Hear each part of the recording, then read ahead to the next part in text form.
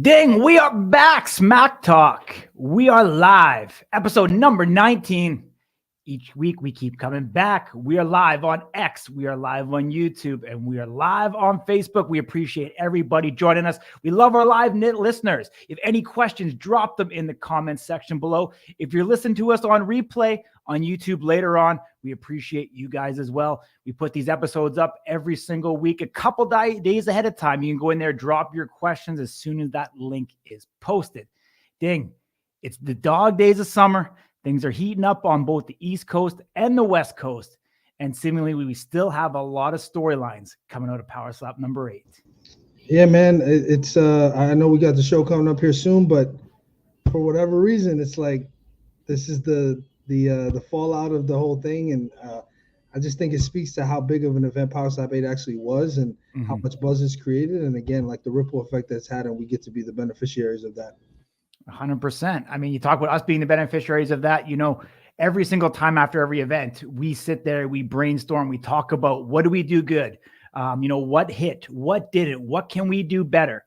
And I think it's evidently clear that the swell that Power Slap is having in 2024 is incredible. We started seeing it around January, February, our numbers starting to increase.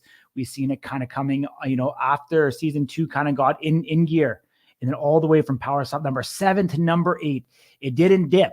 And I mean, what we're seeing right now in the inflow of Power Slap number 8, and still the viewers going to Instagram, the viewers going to YouTube, reaching out to be able to get more content than just the fights itself, is a dramatic difference than what we've seen even 6-8 months ago. Now, viewers that are watching Power Slap are getting vested in with the actual strikers, and they're sourcing out more information. They want to know more. And guess what?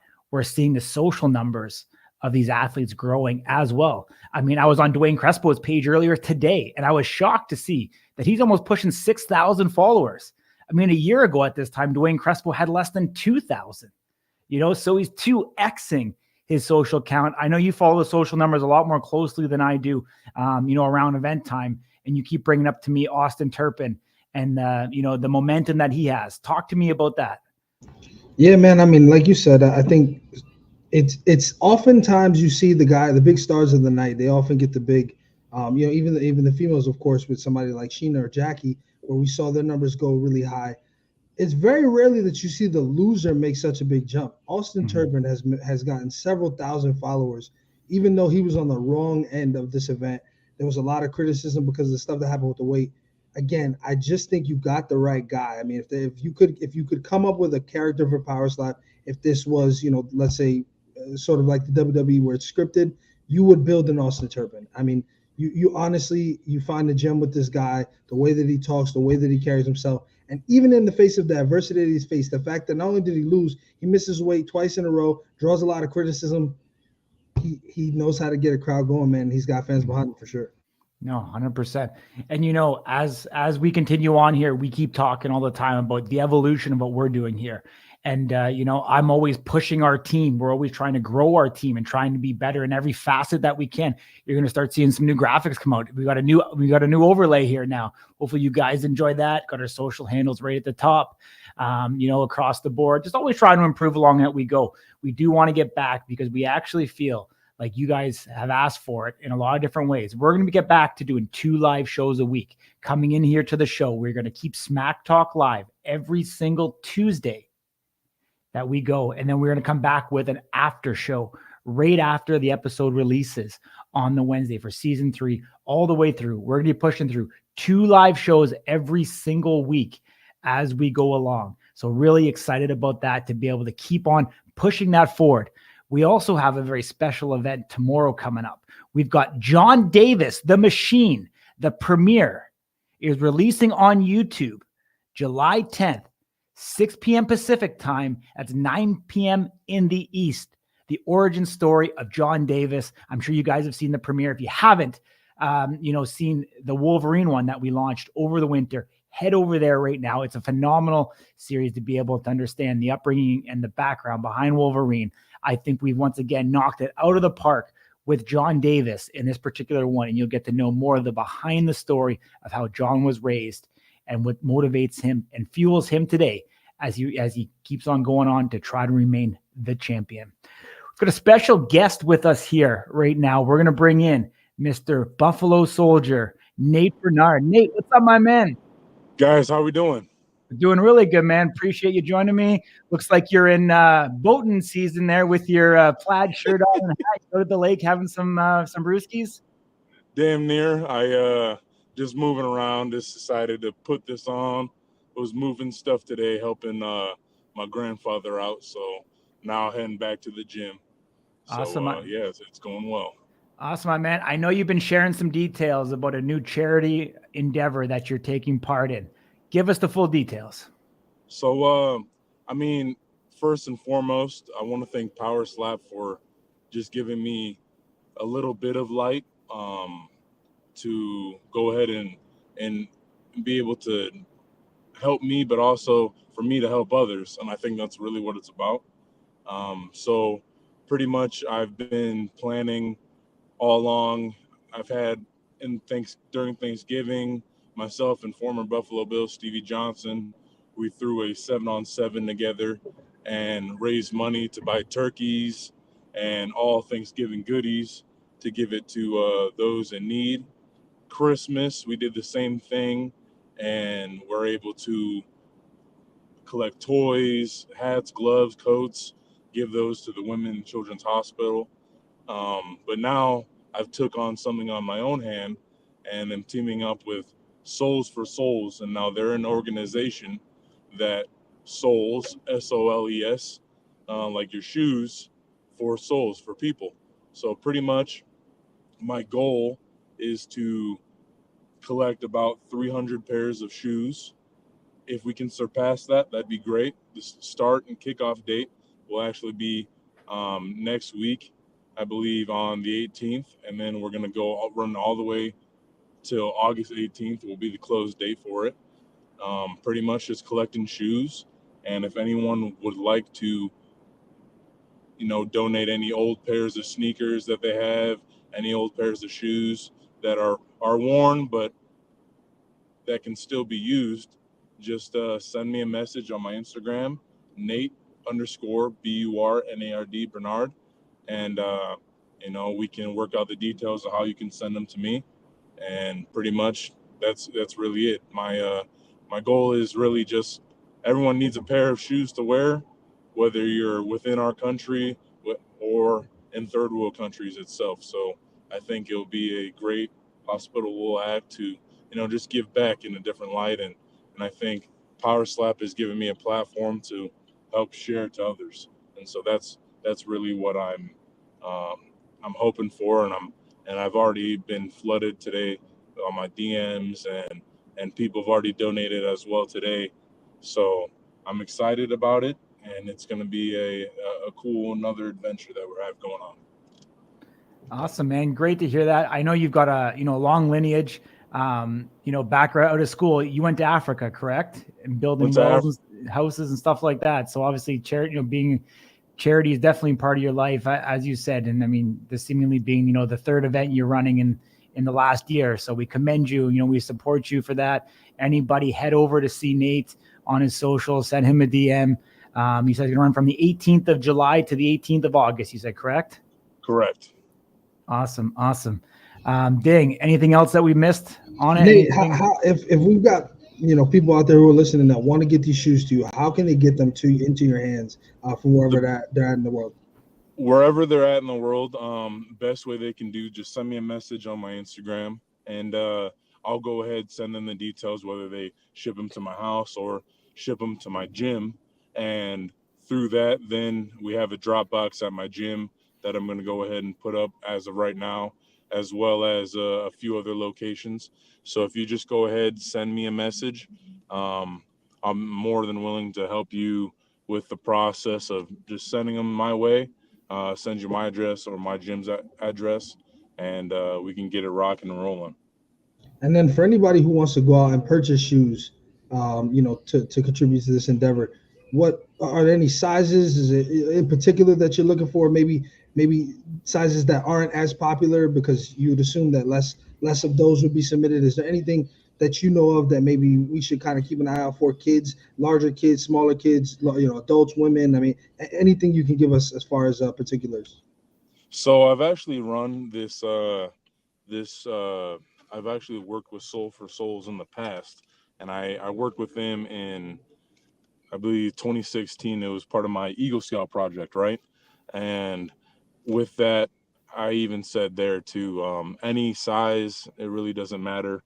I mean, you can go to Marshalls, you can go to Ross, you can go to Michael's, pick up a pair of shoes, maybe $5-10, and any size, women, kids, men, anything really is to help. And I think that's just the beauty of it, is all of us working together, just trying to, make a difference. I mean, being fortunate enough to have Power Slap in my life and to use it as a tool for the betterment and the good of people, that's my biggest thing. So being able to just have any pairs of shoes there, I welcome anything. So that's pretty much where we're at. And yeah, just message me on Instagram and let me know how you feel, and we can get it rocking and rolling. Awesome, my man. Appreciate you joining me. Best of luck. Train hard. I know we're going to see you back up there real soon. Anybody you want to eye up? Anyone you want to call out? Nobody yet. We're gonna wait until I get back on there. All right, my man. Appreciate you, dude. Much love. We'll be here to support you. We're following along with all your details as you keep on going here. Awesome. Thank you guys so much. All right. Take care, my man. Yep. All right. Nate Bernard joining us real quick. Great to hear from him. Obviously a staple in the heavyweight division.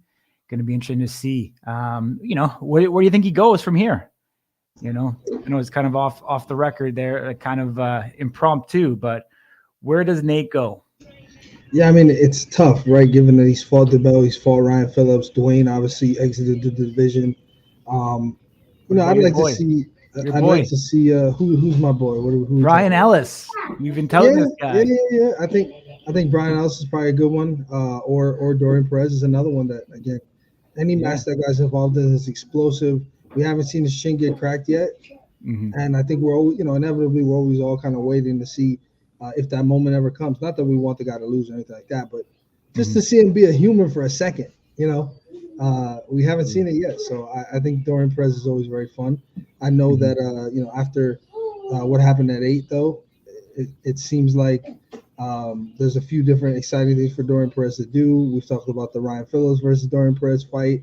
We talked about, people have said Dorian should get a title shot because he's kind of next in line. I mean, I don't know if, how I feel about all that stuff, but again, he fought Brian Ellis and he Perez versus Bernard versus, yeah. So again, I mean, it's I think you mix any of these guys up, it's exciting. There's some pretty durable chins and some heavy hands at the top of the heavyweight division right now. Mm-hmm. Yeah, I mean, I think that'd be great. I mean, Brian Ellis showed you how to lose at a slot machine, make money disappear like that. We're going to talk about that? Oh, we're going to talk about that. All right. Well, at my expense anyways. But yeah, it'll be great to see Nate back. Like you said, great to see him obviously on the human side, outside of the sport. I think it's great when we can mix the two of them together. Anything in the chat that we've been missing, my man? I'm not really following, trying to. No, you know what, man? We can't just move past what you just said, because now my feelings are hurt. About what? So let me explain what happened. All right. For those of you watching and wondering what he's talking about. So we sit down at slot machines at Fontainebleau. There you go. At Fontainebleau. And we sit down on some slot machines, and Ellis is like, I'm going to show y'all how to make some money right now, right? Now, he's got this whole, strategy and whatever else that he does at the casinos. And obviously me, I'm a virgin casino player, so I just know how to get beat. That's about it. So we sit down, the three of us in a row. Ellis hits, I think he turns $200 into $1,000 in a minute and a half. You, I think, turned $200 into $0 in less time. Correct. And then I turned $100 into $0 in even less time than that. Mm-hmm. And then he goes to another machine and I think does it something close again on the other side after we saw, Paige and her husband and stuff hanging out. And then after all of that, he shares that it's about the bonus, because then you can tell how many people have been on that machine. And like the strategy wasn't even talked about until after he goaded us into sitting down next to him at the wrong machines based on the strategy he shared with us later. It's absurd, dude. And you know what? For that reason, Brian Ellis should fight Dumpling next. No, that's too funny. But you know what, man? I think we've seen him go up 14. I think we've seen him go down 4 in the case of 20 minutes. So, the life of a slot player, you definitely have to have short memory. So, yeah, stay away from Dragon Link if you guys go to any of the casinos in Vegas. It's not, if your name's not Brian Ellis, you ain't winning it. For sure, my man. Let's talk about it. Let's bring it up. We talked about Dumpling. We put up on our post earlier today the top 5 biggest risers. Kind of one last opportunity for us to recap Power Slap number 5. We've got Dumpling, we've got Isaiah Quiones, we've got Paige Van Zandt, Jackie Cataline, and Anthony Blackburn. Right off the top, we got number 1, we've got Dumpling, obviously making his debut in Power Slap at Power Slap number 8. All of the hype being talked up by Dana and the entire broadcast. They were promoting this very, very heavily. As soon as they signed that contract with Dumpling, we've seen that switch in marketing happen, and we see Dumpling come in and perform. Everybody knows is seeing that viral moment and clip of Camille the polar bear. Could it really have been any more fitting for him? And could, obviously that's why he takes that number 1 spot in this ranking, because do you think it was enough to propel him right to the top against the Crazy Hawaiian? Yeah, I mean, I think it's a no-brainer, man. Like the only way he had a better night was if he got hit first, ate it, and then does that. The fact that he went up there and is the only person that gets the round 1 finish, there's no asterisk, there's no stepping, there's no fouls, there's no questions. He went up there against a guy who's done this several times before, and he cleaned his clock in front of the world. And I think given all the stuff we talked about beforehand, where his technique didn't look like he was going to be able to adapt the rule set very easily. It looked like he was going to struggle with keeping his feet down or hitting them right on the spot. Mm-hmm. Couldn't have shut us up any more than he did. To come in and have like a walk-off moment like that. I mean, with all the hype and to just deliver, to be the only one to have that kind of performance that night. I mean, he deserves to be at that spot. And I think that he, whether people like it or don't, I think that kind of performance creates a buzz, and this is a sport, but it's also entertainment, and I think if you want eyeballs, not only does Dumpling bring eyeballs from a totally different sector of the earth, but he also now, because of what he did at Power Slap number 8, you wonder, can he be the one to take the Hawaiian down? Does Russia prevail in this one? And we'll soon find out. 100%. Not far behind him, I mean, Isaiah Quiones comes in to that middleweight division, relatively new entrance now, 2 matches, being able to do something that hasn't been done before and putting Wesley Drain down the way that he did and finishing that match. I mean, I know we talked about the origin of John Davis coming out tomorrow at 9 p.m. Eastern. Could this be the guy that put himself in the position to go up against John at the next event? Yeah, I mean, listen, when you talk about we've always said middleweight is sort of like you have the champion and the top 2 or 3 people are sort of playing around with each other. You feed a Travis to Wesley. Wesley gets, puts him down. You bring, Azael fights AJ when AJ's coming into the division. Granted, he loses, but he knocks AJ out, which is not something we see very often. Both from Azael and from AJ. We don't see AJ get knocked out very often. We don't see Azael knock people out every time. That's not what he's known for. He's known for being a dog. He's known for being durable, being able to sustain, to withstand. Not necessarily to just hit somebody and they go down immediately and the fight's over. Not today anyway. And so when you now have a guy who just kind of comes out of nowhere for all intents and purposes, where he fought Ryan Wallace, who's a guy we saw on the show, but you don't hear a ton about, doesn't have a ton of experience on the numbered cards. Obviously was a guy that fought Komsa, and then all of a sudden this guy comes back from a suspension, fights at Ryan Wallace on the card, is able to get the W there, and now he's fighting number 2 in the division that's not really deep, but it is very heavy at the top, and he deals with him like that, where not only is he eating everything this guy's giving him, but he's also the accumulation of damage is starting to add up. And now he's able to be the first person to get Wesley out of there in that way. When Wesley's faced people like Emmanuel Muniz, granted, who was the champion at welterweight until 2 weeks, a week and a half ago, and sure, he's a lighter weight class, whatever. You can make all those arguments, but again, this guy's faced tough competition. He's been in there with John Davis, didn't go down, and Isaiah goes in there and makes it look like this is his first time. I mean, it's a tough case to make, for anybody else. Yeah, I mean, I think the way that the new age power slap and the way that they're looking to create these matchups, I think it makes a ton of sense to be able to do this. And I just think, you talk about marketability, you talk about being able to sell yourself. I think Isaiah is doing a great job. Obviously, he's in great shape. He's nicknamed the pretty boy. He's got that smile. He's got the veneers. The Puerto Rican pretty boy. The Puerto Rican pretty boy. I mean, come on. I guess you're fellow Puerto Rican. I can't. Listen, if you go on Google and you search up what's the perfect human, it's gonna come up Puerto Rican. What's that? That's a fact. Go on Google, search up what's the perfect human. The perfect human? Go on Google and do it. I'm telling you. Oh, really? Puerto Rican. Does ChatGPT agree with that as well? Oh, I don't know about that. ChatGPT is wrong about a lot of things. Okay. Okay. Awesome, man. I see we got some strikers. We got Brandon Rhodes. We got Brandon Bordeaux in here as well. Guys that fought on that card, obviously, that know these guys pretty well. So great to see. What do we got? Well, all right. So let's talk about this. Brandon, my brother here. Yeah. So I think when you talk about a division that hasn't had movement in at the championship level, whether or not we think he would be the guy under any other circumstances or anything is irrelevant. It's about what happens now. It's about what have you done for me lately. He had an incredible performance at Power Slap 8. There's no other clear contender for John Davis as far as we're aware. We haven't even seen your fight yet. So, we know that you won, but we don't know kind of what the outcome was. And, for all the information that we have, the only thing that you could justify at all is just to do Isaiah versus John. Or you keep John on the shelf, which I know for certain John would not endorse. So I just think when you have to, at some point in time, you have to pick the most likely next person or who makes the most sense of what you got. And in this moment, I think it's Isaiah Quinones. I mean, yeah, couldn't agree more with you, man. I think it makes a lot of sense. Paige Van Zandt, Jackie Cataline, both getting their first victory in Power Slap. Obviously, you could intertwine those.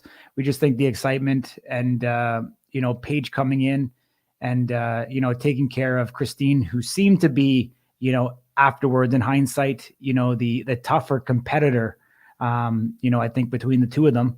So, that's why she's where she's at. And, I think it sets up very well, actually, for potentially a Paige Van Zandt versus Jackie Cataline fight in the future. I think it's priming both these athletes in a prime spot to be able to go up against each other, here in the very near future. And I think the eyeballs that are on this will be phenomenal. We're not sure when Jackie's coming back. I'm sure she will come back at some time in the future, but she's obviously taking some time away right now to take care of herself and, do everything that she needs to. But I think in the meantime, I think this creates a very opportune time for Jackie to go up against Paige, almost as a number one contender match, where we could see up against, Sheena at a Power Slap 10 or 11 type of thing down the road. So I think it makes a lot of sense. Like the women division is shaping up nicely. It's great to see a couple new entries into it. Getting two matches on this past card for Power Slap number 8 was the first time we've seen that. And I think we're still going to see the growth that continue. Power Slap Road to the Title number 3 is coming July 24th on Rumble. Can be taking place at 6 p.m. in the West, 9 p.m. in the East. What's going on here, Dave? Let's talk about what we know. So that guy, there was like a blurry guy. Can you put that back up for a second? Blurry? Yeah. So this guy on the right side of the screen, to the right of the word title, looks to me like Waylon Frost. I'm gonna be honest with you. I know it's a tough picture, but that's who it looks like. I don't know. I don't know what it is that I'm seeing about that's giving me that impression, but it definitely resembles Waylon Frost quite a bit to me. And then besides that, obviously we've kept up with a lot of these guys from the time that they've kind of identified themselves as power stop strikers. We've seen a couple. We've seen some of them online. We've talked to them. We met some of them in Vegas, which was obviously a pleasure. But from what we're hearing, the small details we can pick out from our relentless questioning of anybody we can talk to about what happened on the season, it seems like it was a pretty exciting season that we're going to see some prospects come out of this season. It sounds like it was a little bit more definitive than season 2 in a way. And obviously we have that lightweight tournament, which all things considered will probably mean that we're not too far away from a lightweight championship at some point in time. In addition to that, 33 fights. We saw in the promo some fights, more so than I think we've seen in the past, like in the house. So that'll be fun. I'm interested. I'm always interested now that we've seen 2 seasons. This is the 3rd season. I'm always interested to see what'll come out of this. What'll kind of the focus be from the production side? Will they, like last season, it didn't seem like they showed a lot of stuff from the house. They kind of kept it short and concise. They extended it a few weeks, so it was a 12-week series. But they were, 30 or so minute episodes, strictly 2 fights per episode. This one's 33 I don't know how they break that up. Do you do 11 weeks of 3 fights per show? We have no idea. So I think that element of it is also interesting. And what we didn't get to see, but we got to hear about one of the guys who's on season 3. And, if my eyes are serving me correctly, he's actually on deck. We got Brandon Rhodes, who's on season 3. He competed at Power Step number 8 on the undercard. What's up, my brother? How are you? What's going on, fellas? What's going on? Doing good, my man. I know you're offshore. Hopefully there's not too much of a delay. But we see you got something to talk about. You think the Butcher should go up against Isaiah next? Yeah, that's the match that needs to happen, to be honest. They're both rising contenders, in the middleweight division. Brandon's tough as fuck, but I already knew that going into it. And Isaiah's just making waves, I think both of them deserve title shots, but I think it makes sense for them to face each other first to see who gets that title shot. Yeah, definitely interesting perspective. Obviously, we don't know too much of your fight and how it all went, but it's great to be able to hear from you because you took a shot from Brandon. And I think a lot of people you took 2 shots. Okay, a lot of people questioned Brandon's power and strength going into this match because he wasn't able to put down Eddie. Maybe it's just a testament of Eddie's chin as well. But talk to us, what did it feel like to get hit by Brandon Bordeaux? I'll say this: Brandon made some adjustments because I studied all of his tapes, to make sure I was prepared for that. He landed 2 perfectly placed slaps, and I think that was something that was a game changer for him. His power, it's there. It's about what I expected. What he did with Eddie, but the placement of slaps dead on both times, and that's if he can keep maintaining that, he's going to be a big problem in that division. That's why I think he's going to be better than John if they face him. If he can maintain those slaps, just like he did on me. He has some power. Wasn't enough to fully, do the trick, but if he just needs to keep that placement there. Gotcha. I don't want you to divulge too much, but anything that we can expect to season 3, we're going to get some excitement. We're going to get some crazy, what can you share? Anything? Yeah. Season 3 is going to be it's going to be wild. I don't know how they're going to edit it, of course, but it gets crazy when there's a plot twist that happens in there. I'm not going to share what that is, but that's when shit really starts to hit the fan. I think it's going to be one of the better seasons. I've watched both seasons.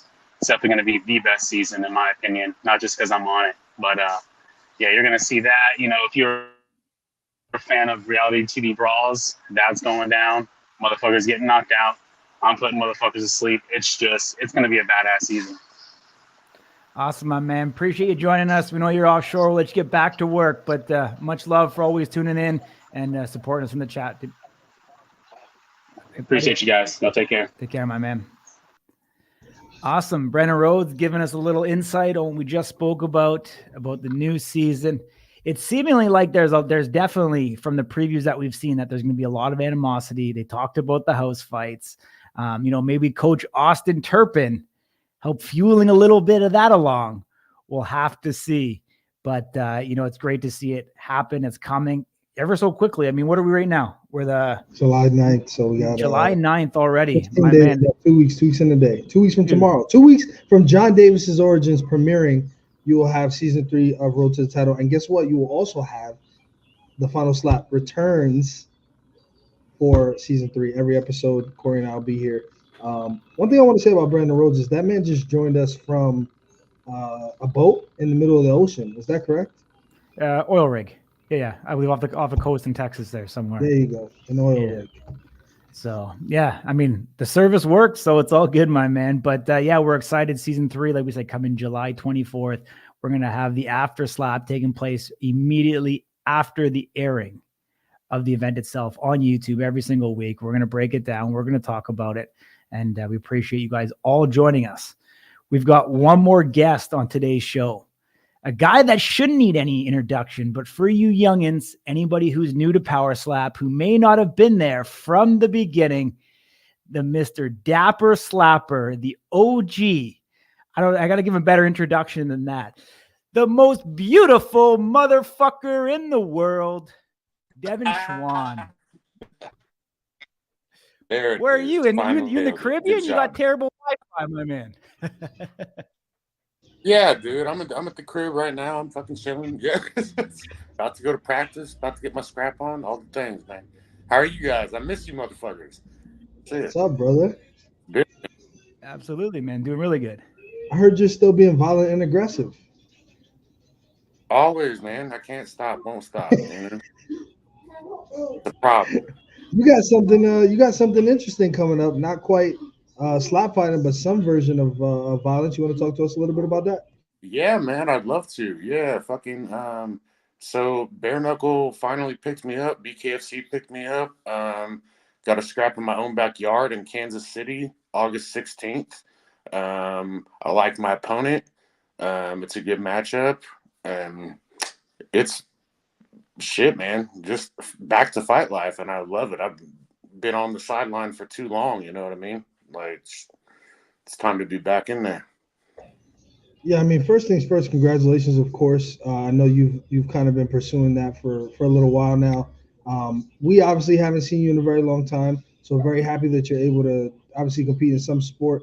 We'll be rooting you on from the sidelines. Obviously, BKFC is not our thing, but you've been very vocal that you'll compete in combat. And when I say not our thing, not what we cover. That doesn't mean that we don't spectate. But you've always been vocal that you would do BKFC, and here you are, man, just stepping up to the plate. What do you think fans can expect from you for people who tune into BKFC August 16th? What are we looking for? Are we looking for a knockout? Are you going to just bloody this guy's face up over the course of the fight? I mean, what should we expect from Devin? I'm going to say for this one, the savage gentleman, Devin Schwan. Mm-hmm. All right, I like that. Yeah, savage gentleman. We'll go with that one for this one. I like it. Yeah. What you can expect from me is I'm just gonna jab this dude to death. Stiff jabs, cut him up, and believe it or not, my plan is to finish it with a slap because it's legal in bare knuckle rules. You're allowed to hit with an open hand, and the Dapper Slapper is gonna piece him up with the jab, and then I just want to finish with a fucking open hand. Well, I just want to let you know, if you do that, which I'm expecting you now too, we will clip this interview and we will clip the slap and it will go on Instagram. Gonna happen, and we will pay $1 million to send it to everybody in the world. So you do that and we'll be very happy here at Slap News. Hell yeah. Well, that's what's going to happen. I'm going to deliver that shit. My final questions before I toss it back over to Corey. Vern, right? Somebody that you've known for a while. You guys are from the same kind of neck of the woods.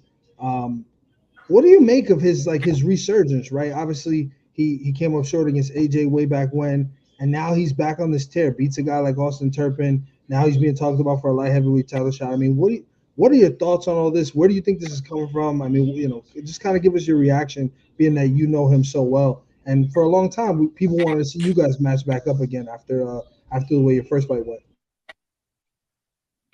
Yeah, man. Things kind of got crazy. Like, I got a happy birthday call that wasn't a happy birthday call. Like, they basically said you shouldn't have turned 41. I was like, I thought this was a happy day. I guess not. And kind of just, let me loose. And kind of made it known a little bit that they're wanting the old guys out of the sport. And so Vern on the list, Ryan on the list, like, you know, like, I mean, I'm just being real. And I called Vern immediately and was like, dude, like, you better step your fucking game up. And that motherfucker did exactly that. And fucking, I can't say enough about the guy. You know, I mean, he's seizing the opportunity as much as he can and doing the damn thing. So good for Vern, man. Love it. Awesome, Cork.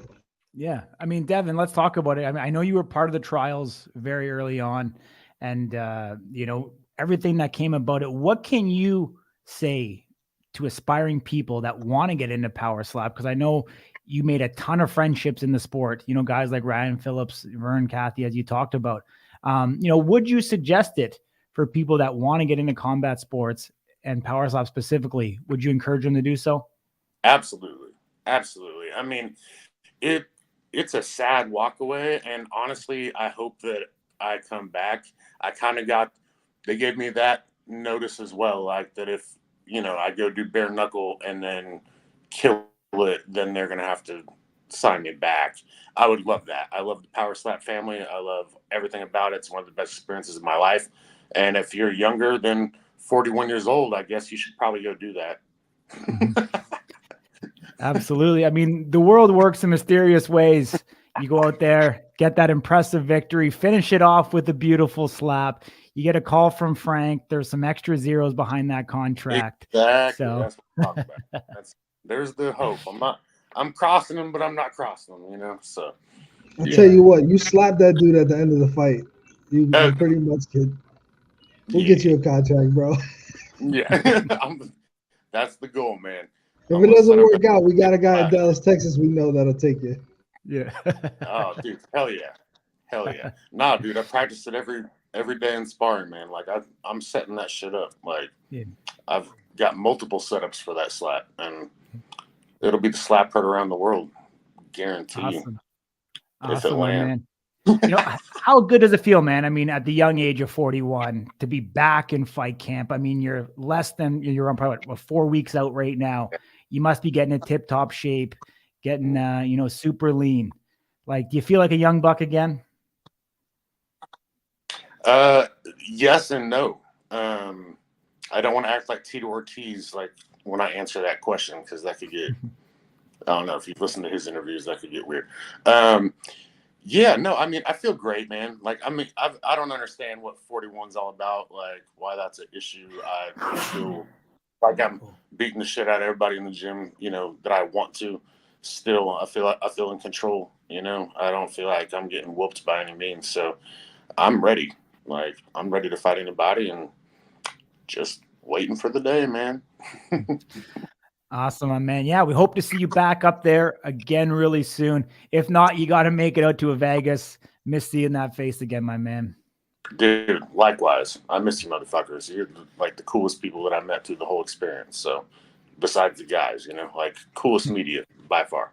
So awesome, buddy. Appreciate you, my man. I know you're taking time out of your day and your sparring. So I'll let you get back in the gym and keep training hard, and we'll be rooting for you come the 16th of August. All right, man. Yep, I'll deliver. Okay, buddy. Good to see you motherfuckers. All right, much love. All right, buddy. Peace. There we go. The Dapper Slapper himself. For all you young bucks, he was one of the OGs, season 1, bringing that Kansas attitude to the table, changing up his hand a little bit, going into bare knuckle. Dang. If he finishes with that glorious slap, my man, could you imagine he knocks the guy out with that slap? What a plug that would be. Yeah, like if you see him dazed, just fucking. Just like stand there real quick and just what? No, come on, man. You have to go on one with no measure. Like do like a slap Jesus. Yeah. Oh, man. I love it, man. Listen, having these guys go, we haven't really seen it much, but having them go to other sports where they're able to be ambassadors for slap, it can be nothing but great things. You know, I'm excited. I'll be honest with you. I'll say this to everybody. Like I'm a big MMA fan. I don't actually like BKFC that much. Not that I'm against it or anything. I just think it's it's not as strategic as boxing. I think it's more about who's got the bigger dog inside of them. And to me, that's not super entertaining, but it's got a crowd. It's very fast growing, and because Devin Schwann's fighting in it, I'll be watching August 16th. And you know what? I'll probably even pay for the damn thing. Wow, really? Yeah, You're not going to stream East it? I don't pay for any fucking. Normally, I just won't watch it. I'll just watch highlights. Yeah. I might actually pay for this thing. Interesting. What's going on in the chat, Ding? I'm kind of falling behind here. They're arguing. They're arguing. The children are misbehaving. Okay. They're all going at it. Yeah, everybody's going at it. It's tough to get any. Let's bring people up to date. Anything of value, or are we just going? No, down the potty. It's Amir and his best bud Chin Reaper. They're having a good conversation with Sean Kilmartin, and but we do have one here about Vern. Yeah, Mrs. Stonier is happy for Vern. Vern White is happy for his fellow Vern. Yeah, I mean, listen, I don't know. I didn't know anything about. I don't know if you knew. I didn't know anything about this 41-year-old thing. Glover Teixeira was an MMA champion at 42 for the first time. So I don't know where that comes from or what. But if you're a guy like Vern Cathy, I don't think you got anything to worry about anyway. Yeah. Yeah, I mean, Vern's definitely, put himself in a prime position. I mean, I think it's safe to say. I mean, we've heard some rumors and stuff going around about, kind of that 40 age kind of being the upper limits of Power Slap. Nothing set in stone. We haven't heard that from anybody, officially at Power Slap. Maybe it's something that Devin had at 41 was kind of pushing that upper limit for them. But who knows? I mean, we've seen a couple of different, revelations of their recruiting process and the type of, athlete that they're looking for. So maybe there's some merit to it. But I think at the end of the day, I think the performance that you put up, you're able to put on a show and to be able to cultivate, as Vern Cathy did. I mean, his last two matches, I mean, really undeniable that, he should be up there for that next light heavyweight title against Wolverine. So just so you know, they're still going at it. Awesome. It's one about me. I'm pushing my chest out today. Yep. Cool Dads Club. Authentic. I won't show you what's on the back, but Corey knows. Yeah. His wife's marking her territory. Who is this? Sean, come up to 265 and take me. I'm not sure. Is it one of the fighters? I mean, 265. That's the heavy super heavyweight limit. Interesting. I wonder who that is. Let us know who you are, Mr. Purple Cow. I'm 210 now. What's BKF? Bare knuckle fight? Yeah. Yeah, everybody's going off. It's a three-way. I'm not sure if you guys can clarify for us who's on what team, because I am, but you'll never know who. Okay, all right. Too funny, my man. I don't know if this is Chin versus Amir versus Sean, or if this is Amir and Sean versus Chin, or Amir and I don't know who's beefing. I just know they're all kind of going around at each other. So too funny. I say you save it for the stage. All right. No, you save it for our comments because we love the engagement. But the live comments go away, bro. Yeah. We don't help us. Oh, good man. But let's talk about it, Dave. So we know who it's not. We know who it's not. Yeah. Okay. Yeah. So look, it's an alliance. Absolutely. Okay. So we've got a special announcement, Ding. So we've decided. I'm happy to announce we're going to be bringing you Power Slap cards powered by Slap News. We've started already. If you see in the description below, there is a Facebook group that is now open. You're welcome to join. We are going to be bringing you guys content around the Power Slap card releases. We're going to be breaking cards live on air. You guys are going to be able to participate in card breaks live. We're going to have fighters in here breaking cards with them as well, trying to chase those one-of-ones, their very first autos. We're going to be going through with these guys, with you guys. If you guys want to participate, you guys want to be in it, you guys are going to have the opportunity to do so. We have created a unique Twitter account, and we have created a unique Instagram account, simply at Power Slap Cards. You can follow us along there. We're going to be dropping all the information as it relates to this first set. And if you checked out our two interviews that we've had with CJ as well as Josh from Leaf, you'll get a ton of information about the release that is coming. I know we talked about it last week, but we'll be dropping all the important segments as to what type of pack size is going to be, the pricing that it's going to be, the cards that are going to be in there, the autos that you're going to be able to search. You know, we're working on a lot of unique things. We even talked about potentially putting some bounties out there. So if you guys hit some monster cards, we're going to pay you guys in cash. But we're looking forward to bringing you guys a ton of content as it relates to the Power Slap cards. So you can head over there because we've got word it could potentially be the end of September, if not the latest October, that we'll get the first release from Leaf Trading Cards. So incredibly excited. The link down there in the description. Join the Facebook group. This is going to be a buy, sell, trade, exchange information, and show your love, care, and appreciation when you actually break your cards. We want you to put photos in it, show us your hits, talk about it. I do see the comment. These are physical printed cards that will take place. They are going to come in a hobby box format. So we'll be able to break these live for you guys, show them, and we'll obviously, for the people that participate in the breaks, we're going to be shipping them to you. We even had one guy, Vinny, asking us when we're taking pre-orders already. So we're excited. You guys are excited. And we know the fighters are ecstatic to have their first, ever sports card. So it's great to see that. We're going to have those Leaf rookie cards in here, and we're expecting them to be electric with the design that's going to come out as part of these cards also. I know you're a big sports fan, Ding. What do you think people can expect? Yeah, I mean, listen, I know we clarified with Josh, the president of Leaf, that this won't be a retail drop for this first one. So you won't be able to get this anywhere but through Leaf or their authorized distributors, one of which we are. So you'll be able to get the cards through us. You'll be able to chase your favorite stuff. I imagine some of the strikers are going to probably want, their own card. All of those things are part of the commerce that we plan to sort of foster and the environment that we plan to have with the Power Slap cards. We want it to be very fun, and we want it to be very fair, and everybody have an opportunity to kind of get involved. I mean, as you can see, I take cards pretty seriously. These are just a bunch of UFC cards that I just got in, and Corey does as well with that ugly O'Malley he's got over there, the copycat card. But stuff like this is like, I know you can't really see it, but this is Alex Pereira's autograph. Obviously, he's a hot commodity these days. So we expect Power Slap to have the same kind of economy where you have, people who are on a hot streak. Obviously, for those of you who don't know the card space, their values increase. Obviously cards with rarity. Our understanding is these cards won't be numbered more than 10. So, that means that kind of gives you the printing cadence for these cards, and it helps establish rarity. So we're really excited, man, honestly. And we're still learning a ton about it as well. So we're looking forward to being able to learn with you guys and also exchange some of these cool experiences. Mm-hmm. Yeah. I mean, for us, you know what, like we want to bring you guys the leading edge when it comes to content creation and everything Power Slap. We're super excited. We're hobbyists, obviously fans of sports card trading cards and Power Slap. So be able to marry these together.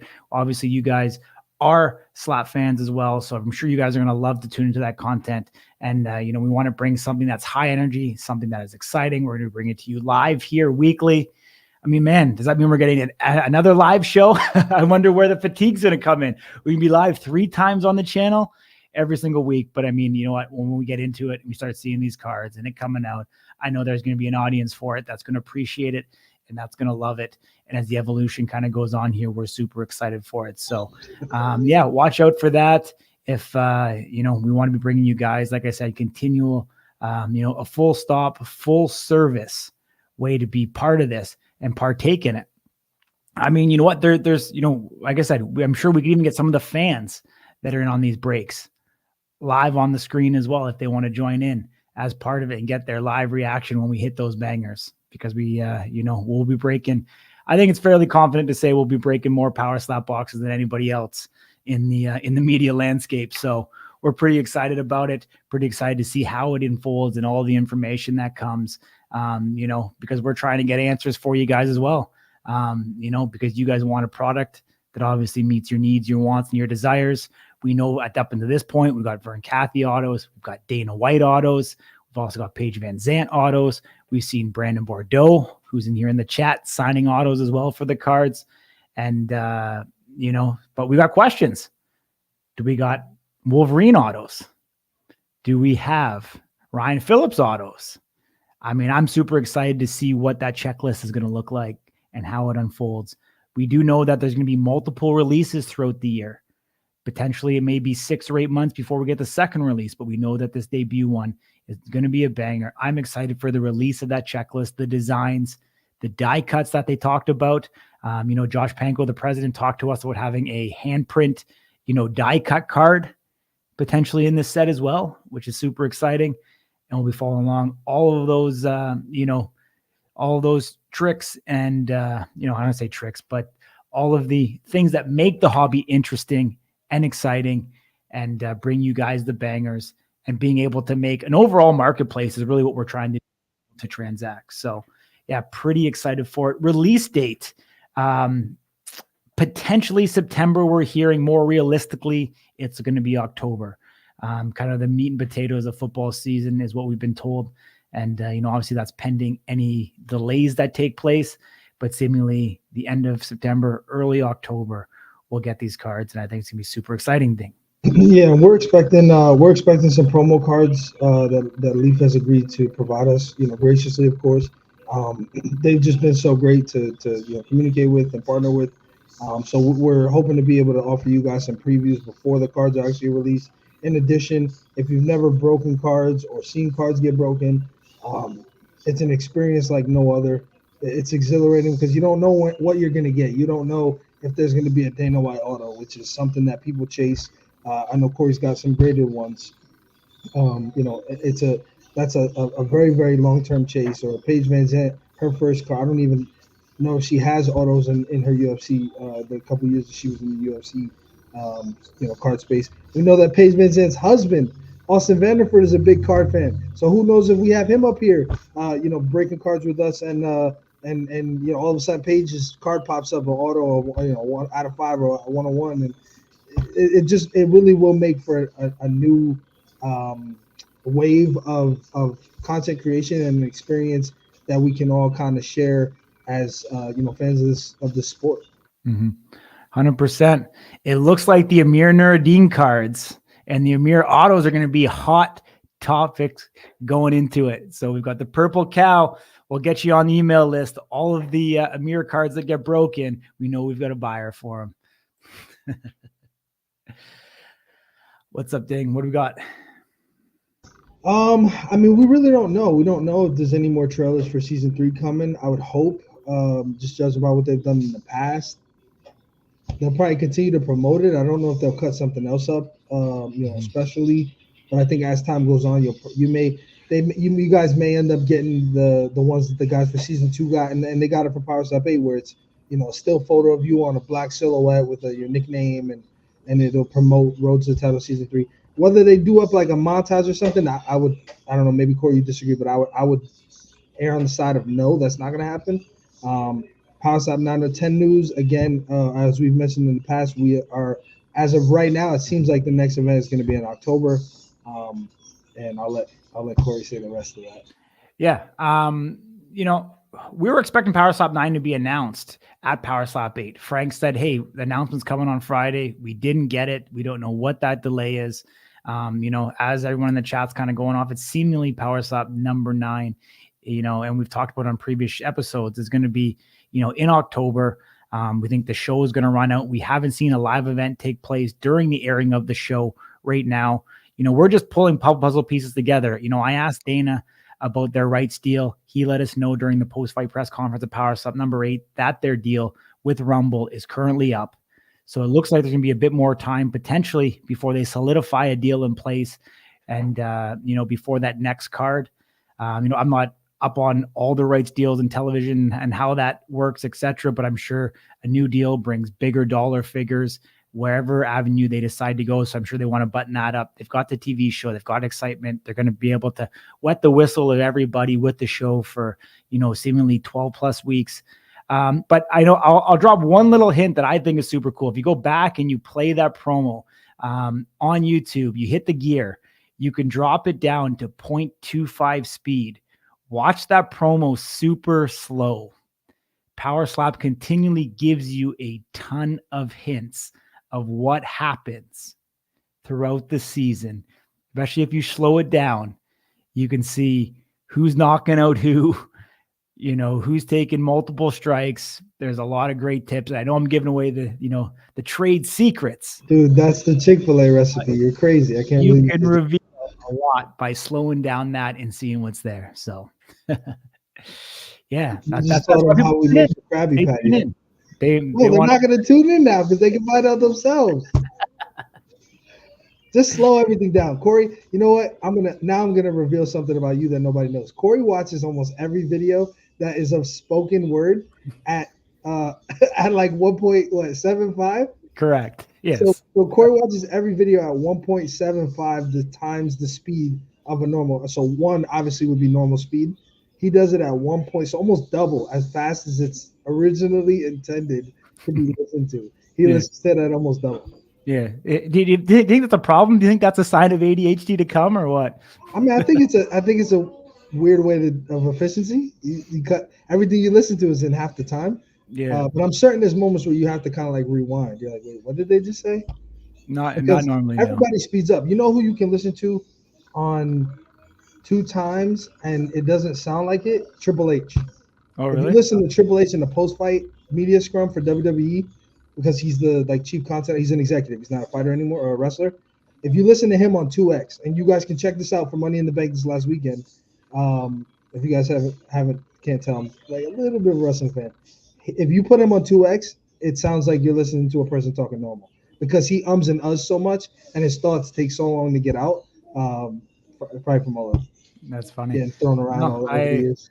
I enjoy efficiency. I love getting to the meat and potatoes of the content, getting what I need to. Just how I run my man. I run, a bunch of different companies, so it's a form of efficiency to get stuff done. I love it. We'll see what happens in the future if that impulse for technology. Sometimes I wish I could speed up people in real life, like you, Ding. When you talk, I wish there was a speed up button on you, but unfortunately. Unless you're watching it back on the playback, which we appreciate everyone who does, then you'll be able to speed up Ding. All right, get back to business here. I think this is a good take. Mm-hmm. Netflix, obviously, he thinks that Rumble should or free services are probably the best way to go for Power Slap. It's an interesting take, Mm-hmm. and I'm glad that you know that Power Slap's not under TKO. I don't know if you know it because of us, but we had this conversation because at one point in time, somebody that you guys know thought that it was under TKO. No one's pointing fingers here, are we? But anyways. What do you guys think about I think there's some merit to it. I think another deal for free subscription is probably a wise move for Power Slap at this particular time. Before getting into some sort of subscription-based platform. But I mean, at the end of the day, it's who has the dollars. And, if someone like Netflix is going to be willing to spend those dollars for the live produced product, it's something that I could definitely see them take that opportunity to put money in their bank for sure. So. Yeah, I think to answer this question, I think fights in the house that's reality TV. I think that's like the fun part. And I mean, I know in season 2 they did show it again. We talked about this for those of you who weren't there back then when we were doing the live show. The story about Hayden Southall and the steak and the War of the Garretts. Right before there was the War of the Brandons, there was the War of the Garretts, and I believe Garrett Grimes' nose started bleeding in a fight in the house, and some of the blood got on Hayden Southall's steak as he was cooking it, and from multiple people who were there, they confirmed that he did not bat an eye. He finished cooking his steak, and he actually consumed the steak with, Garrett Grimes' blood on it. He also had blood on his person, and he did not care. He was committed because he made that steak. So those are moments that you can't get rid of. Obviously, Danny's famous, shirt thing with the belly, like all of that stuff was born somewhere, and so I think not necessarily just all the fights is always the fun part. Season 1 with Azael and the mattress and all the KO Chris and Slap Jesus and just all of those things made for great television, and they also made for these people that you love. Like Azael, for anybody who doesn't know, when he left the house in season 1, people hated him. Like the fans were like, this guy's a scumbag, and then he went out there to prove that he couldn't be the furthest from that. He's a great guy. He's very humble. He's very kind. Him and alcohol don't have a great relationship, and that's why he doesn't drink anymore. Like but we got to see all of that at that moment, and that's where a lot of these stars were born. So I think that the I don't know what to call it, the nonsense, the uncut stuff is important in building some of these characters so that fans can either fall in love or fall out of love with some of these people. Yeah. I mean, obviously, Pilgrim's not rookie to putting on these types of reality shows. They've done tough for, I don't even know, 20 plus years now or 20 plus episodes now. Season 1, they definitely had to tell the story of these fighters much more. Season 2, they cut a lot of that out. I think you're going to see them revert back to the latter. I think it's going to end up somewhere in the middle. I think we're going to get more of that storytelling kind of going along. There's been a lot of actual talk on Discord. Season 1 took longer to actually film because they had the trials that they were able to incorporate, then the house into it as well. The last couple of seasons, or season 2, all done less than 3 weeks in there, 2 fights, similar to this time. And then we're seeing, obviously, we know with Brandon Rhodes and Brandon Bordeaux, not quite sure how that's going to mix into the entire thing, but presumably that's going to be part of it coming out. We have heard, we didn't touch on it yet, but it looks like there is going to be a 155er tournament taking place in this.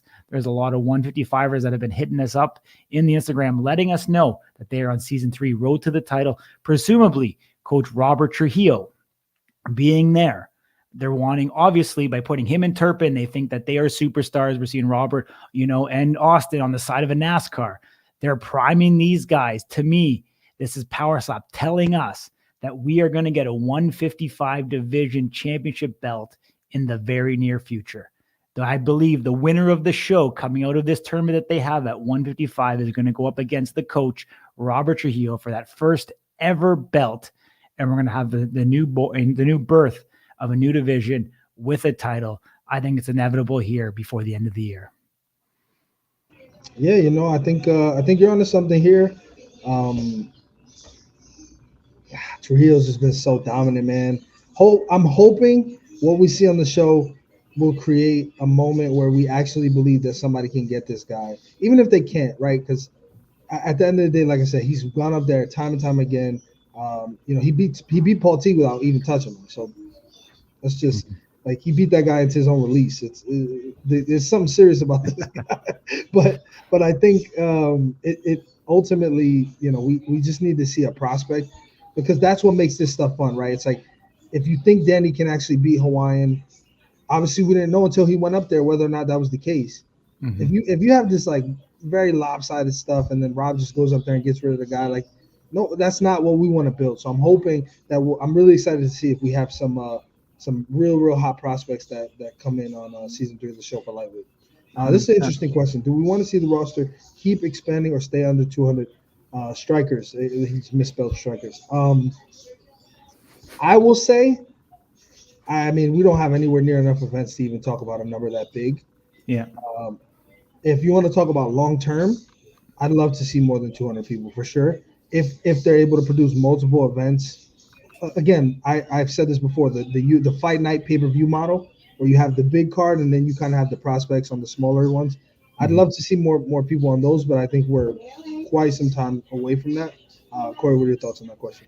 Yeah, I think we want to see the best of the best come into Power Slap, and however that unfolds. And I think it's an interesting question that we can dive really deep into, because 200 strikers cap, I think we're almost there. Because there was 150 strikers before season 2. And if they're talking 33 strikers, I think we're still continuing to push that number up. It may be around 170, 175. As you're right. We don't have enough events to be able to keep all of these athletes, active. The UFC, I believe, is around 650, 700 athletes. And they're pushing 3 cards every single month for it. So you're seeing that evolve. But it's kind of interesting because it's like, we often talk about, and rightfully or wrongfully so, we talk about Isaiah going up against John. We talk about Dumpling going up against, the crazy Hawaiian. We're talking about these title matches. But it's like, for guys that are middling between the 5 and 10, or even guys that are still under contract and on the roster, but not in that top 10, like with the way that they're going with an event every 8 weeks, potentially now an event, 12 weeks apart, like, how do these guys break through that are in the bottom half of the ranking or unranked? How do they get onto these cards where we're seemingly having 8 fights on a particular card. So as it's growing, it's almost becoming less and less of the opportunities. We're seeing guys like Dumpling, we're seeing like Paige Van Zandt, we're seeing different people kind of come along and jump the queue per se and take places away from guys that are on the roster. You know, there's guys that are deserving so of additional fights. A guy that you keep, banging on the drum for, Brian Ellis, you want to see more of. I'm a fan of, I'm a fan of Delvin Hamlet. Don't do that. Because you do. Don't do that. Listen, I was high on Brian Ellis. They're fucking sucking off Brian Ellis is what was happening. Let's be real here. You're just tell me your slot secret, Brian. Tell me your slot secret. Oh my God, that's amazing. You guys don't get to see the side of Corey Alpha, but it's there. I'm gonna let that one be. Good thing you have your headphones on. We have children in the background. He's just got. But I mean, like a guy like Dalvin Helmet, who we want to see more of. You're high on? I am 100%. I'm high on him. He's had 2 losses. Where does he fit? How do you sell that storyline even on an undercard of a number card at this point? It's not easy. So I think, bringing on more guys at this point, unfortunately, isn't justified without putting on more cards, more opportunities to keep these guys active, to be able to provide for a living. And, Dana and Frank talk about often, being able to offer, life-changing money to these guys. But if these guys aren't getting fights, we're seeing them now have to go back into the workforce to be able to provide for their families. And so, we definitely want to see more fights, more opportunities. Hopefully, whatever the new broadcast deal allows for that to be able to justify it. But I think it's safe to say, especially the way that some of these newcomers have been coming, we want the very best talent in Power Slap. If Paige Van Zandt is better than what's here, we obviously want to see that. We want to see the best and the most entertaining fights. Dumpling coming into the super heavyweight, is incredible. And so seeing these guys kind of come into it, I think it's awesome to be able to see, that inflow, but those numbers are going to rise, and a Dumpling comes in and somebody like Unca Micah, unfortunately, is going out, or, a Cody Vallo. So just trying to see how that all meshes, I think is going to be a fine balance over time. Amir's saying that they updated the rankings. I don't know. I'm on the website and I don't believe that's the case. No, it's not. So, Amir, if you could tell us where you're seeing that. I don't see it on their Instagram either. So maybe I'm missing something. But we'd love to talk about that if that is available. Mm-hmm. Yeah, I agree. What I forgot to mention was, where's it at? Where'd it go? Oh, here. Fight Fan calling his shot for what division he wants to debut in.